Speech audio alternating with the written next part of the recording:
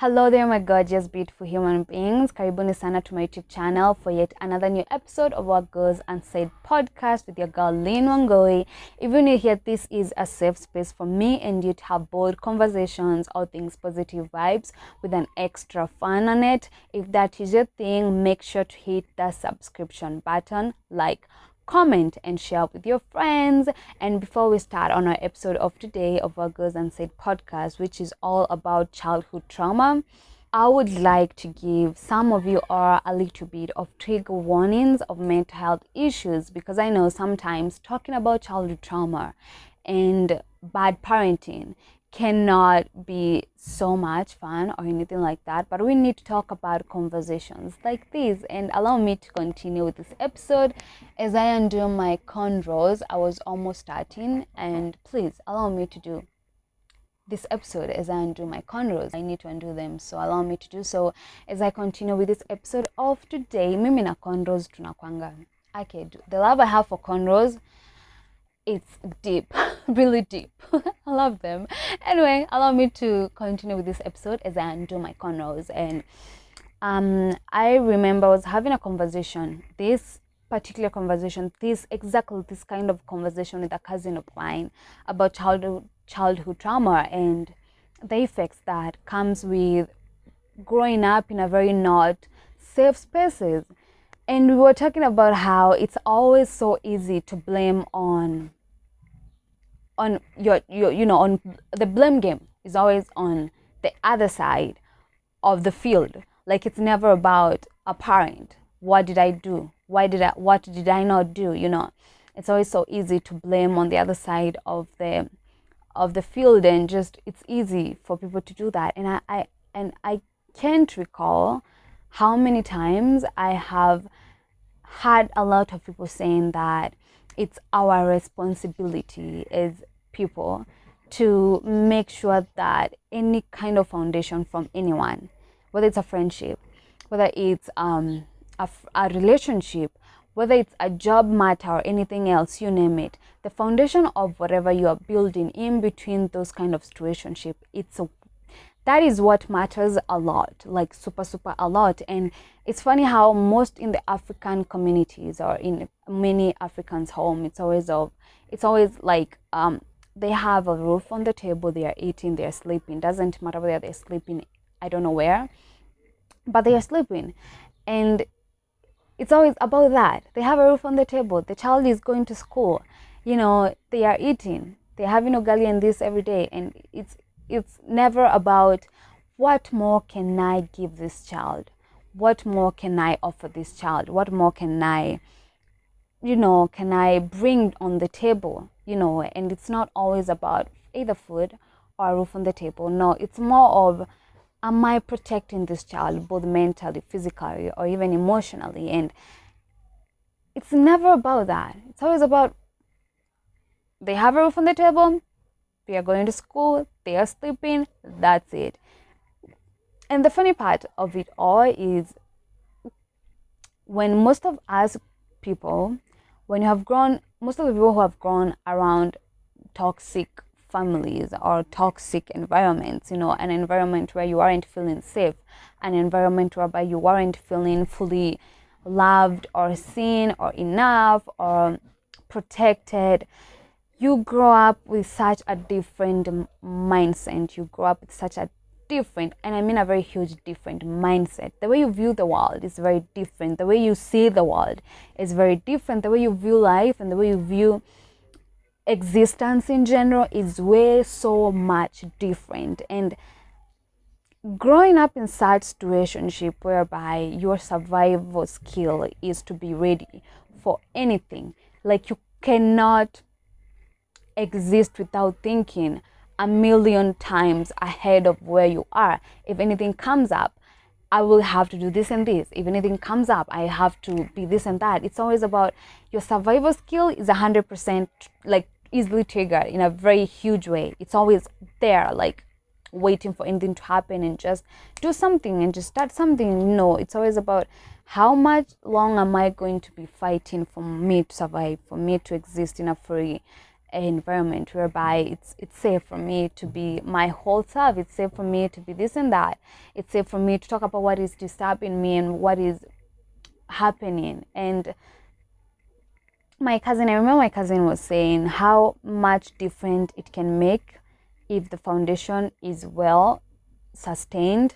As I was saying earlier, if the foundation of that child was well organized, it was well planned in a way that this child is not lacking anything apart from, the wants, but the needs are there. Being maybe mama or the dad is there, they are not growing in a one parent household. No, they have both parents there, and those are tiny little bit of what a child wants, what a child seeks, and what a child needs, because it's the child's right to grow in a very complete family. Actually, that's a child's right. You or it is.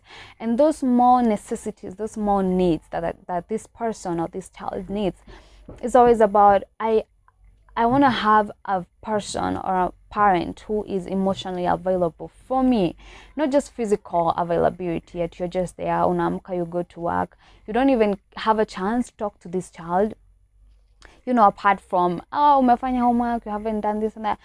Like, you don't honestly have full availability for this child, and the need for them to be seen and heard by you as a parent begins from there. They start feeling like them wanting to be heard, them wanting to be seen, them wanting to be loved in a way that a parent is supposed to love a kid.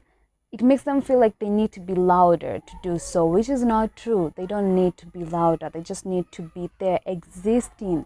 And it's not your job to make you feel like you being a parent, you have to, or you have the need to make sure that you have some important things you have to do and just kind of separate your life from them, which is not okay. It's not it's not a child's job to remind you as a parent that they need safety, they need protection, they need safe spaces whereby they have to have them as kids, as children. And do you know what happens when you make a child feel like they need to be louder for them to be seen and heard? They will grow up chasing after people and chasing after the things that they are not honestly meant for them, or they are not actually safe for them. And they end up growing with the mentality of, I need to force issues on this and that, I need to chase this and that for me to feel fully complete, which is not right, which is not okay. And this is a topic that I honestly don't like talking about, which is marriages and which is about relationship. But let me just talk about it for just a minute. You see how much of relationship don't work around us. We can see what is happening. We can see what is going on. You have a friend, maybe they were in a relationship, and now it's starting to be, heal ways and stuff like that. Or you individually, or you personally, you have been in a relationship and it didn't work, or this and that, and you end up self-blaming yourself. You end up with the thought of, maybe it was my fault. It may be your fault, but you never have an open thinking of, maybe it wasn't the right moment, right? Maybe it wasn't the right person. Maybe that is why it wasn't working, because it's not the right person. But you end up with the thought of, it was my fault. You end up blaming yourself in so many ways, in so many different scenarios. And we see a lot of people trying to make it work. It doesn't work. And it's okay if it doesn't work. This is what I always tell myself all the time. It's okay if shit isn't working. I'm sorry. But anyway, it's okay if things aren't working. But don't kind of drain yourself trying to make it work. And that is how, when a child is raised in a very unsafe environment or spaces, it's always about, blaming themselves. So it's always about a self-blame game, where it's always about you. Maybe my parents divorced because of me. Maybe this and that didn't work because I was there. Maybe if I hadn't been born, maybe things would be different. Maybe things would be okay. Maybe my parents would still be together. Imagine just how many thoughts that child goes through their heads, and they always think about something like that, which is not okay. and it's totally not at all okay. And it's more of I am I'm trying to exist, I am trying to become, I'm trying to be something, but it's always a reminder of the best and greatest parts of my existence, which were my parents. They didn't stay together, right? Or maybe it was a day in, day out home that was full of drama and chaos. Safety was a word that you would hear outside the house. And it was always about the same things that are happening. There's no safety, there's no peace. It's always about chaos and drama and dilemmas and everything else.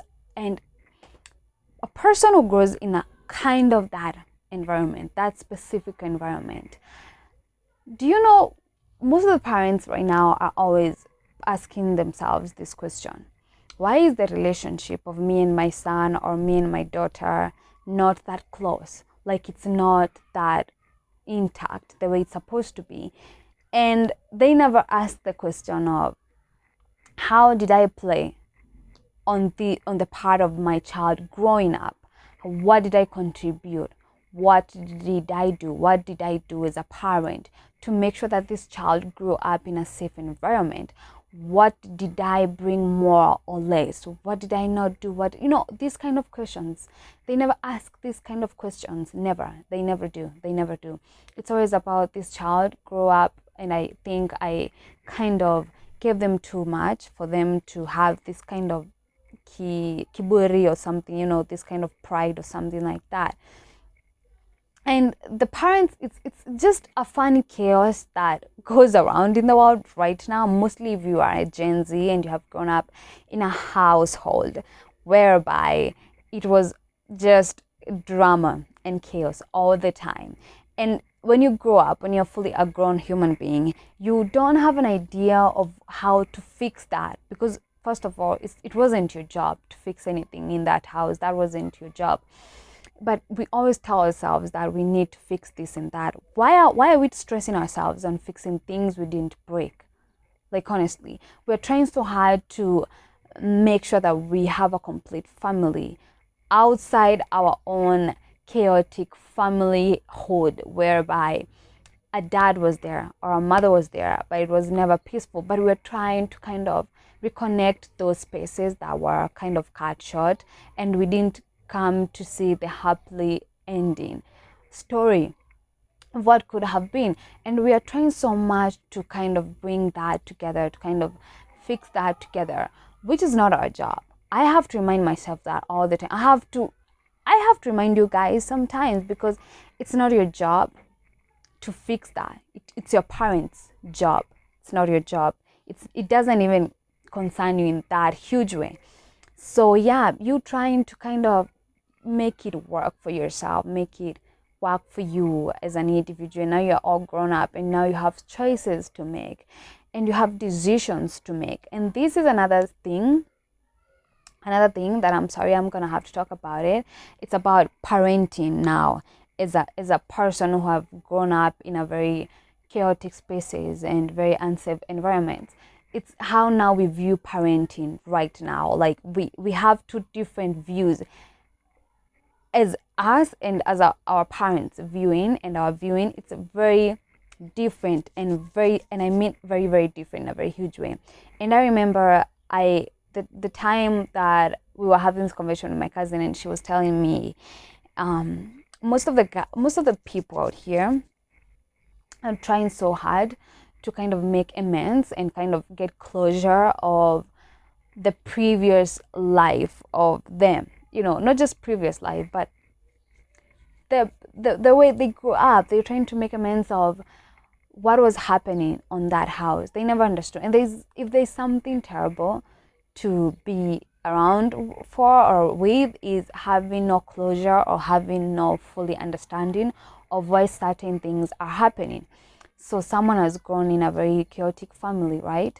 They're all grown up. They saw chaotic situations all the time, and now they are full grown, and they have this kind of small memories or huge memories, and they have these blankets of their own version of how family looks like, and they have this entire thinking of what was going on, what was happening, what would I have done to make it right, or to make it less dramatic or chaotic or less terrible. Like, what part would I have played for me to have my parents be together, or for me to have a full house with both parents there, with a happy family?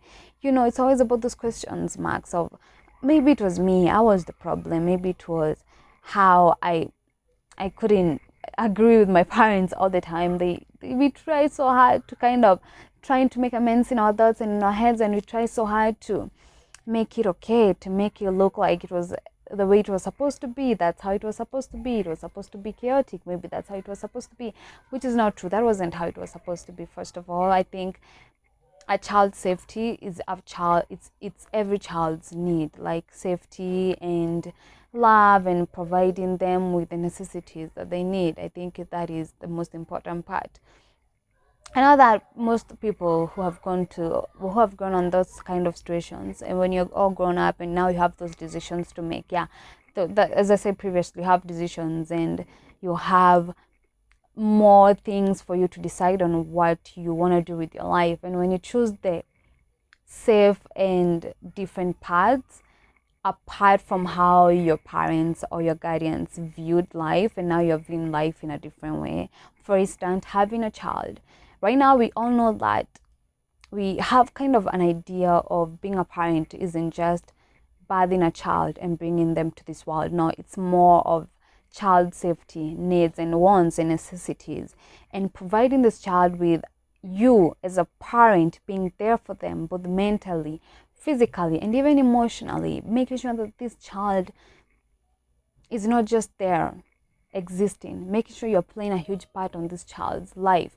Because as I said on the starting of this video, foundation is everything in anything. If the foundation is shaky, life is gonna be shaky too. Like their whole life is gonna be shaky too, in one way or another. And maybe it's unknowingly or knowingly, they won't notice that much, but they are going to be like, okay, I can see this and that is a difference because of what the foundation was like. So yeah, it's okay to maybe choose a different path when you have grown in a very chaotic and dramatic spaces, and whereby it wasn't even safe for you to breathe, to exist, to become, to be a fully child. You weren't allowed to do that. And now that you're all grown up and you're making different decisions like that, as I said, having a child. Do you want to have a child? Do you want to have these paths of life to go with? Do you want to have this and that? Like, it's always more of continuing to ask yourself, is this more healthy for me and for my future generations? You try to make decisions regarding on what it looks like for you and how it looked like for you before. And making those decisions can't be easy, because the blame game is always on us as now full grown people. It's always about, this child didn't have enough of that, this child had more of this, that's why they are behaving this and that. And I think that is what I really hate hearing. A blame game on the child who has now grown up from a familyhood that wasn't safe for them. And when you have finally made few changes or few decisions differently from how you have grown up, it's always a problem on that parent. They never agree with that. They never agree with you, because there's a way of them they have viewed life, and you choosing to go on a different path. It's now an issue, which shouldn't be an issue. Yeah, and I know a terrible foundation of a child upbringing can cause a lot of mental health issues and child trauma and many more. And understanding why it happened or what I could have done to make it differently will only leave you with a lot of terrible thinking and just tiring thoughts. And I think that is not responsibility.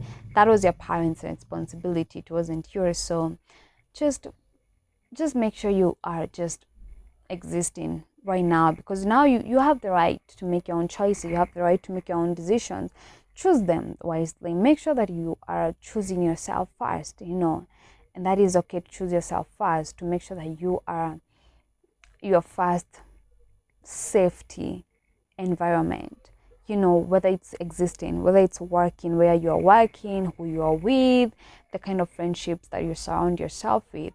Make sure they are healthy and kind of safe spaces for yourself, because now you have the capability to make different choices and to make different decisions and to have different paths to follow in your life. And yeah, just be your first safety. And let's just talk about childhood trauma as many times as we can.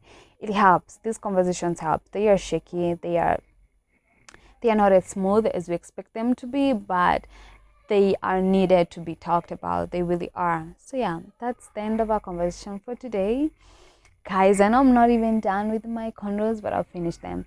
Anyway, thank you for your minutes, your seconds, your time that you have stayed with me to hold there, to watch and to listen to me. I'm thankful. Thank you so much. I don't take you guys for granted. Let me know about your thoughts on childhood trauma. Maybe some of the few things that have left behind. You can drop them on the comments below, and I would like to hear your thoughts and to read your thoughts. So leave any comments on my comment section. I'll read them. I will respond to them. Let me know your thoughts. I would really, really, really love to hear your thoughts and to read them. So yeah, that's all for today. Catch me next on my next episode of What Goes Unsaid podcast with your girl Lynn Wangoi. Until then, take care, and yes, bye.